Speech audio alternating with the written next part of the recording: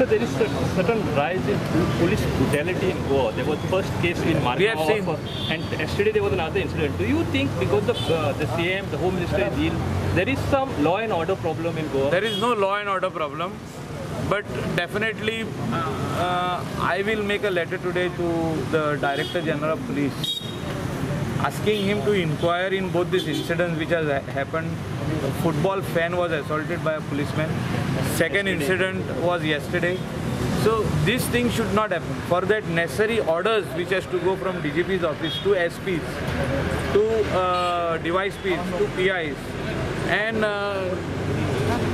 take review meetings of this constabulary staff and give them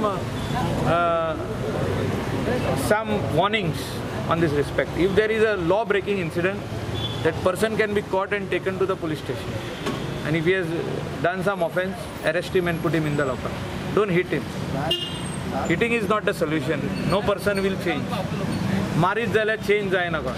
So हे म्हाका दिसता पुलिसांनी पोवपाक जाय. But police taking law in their hand is not acceptable.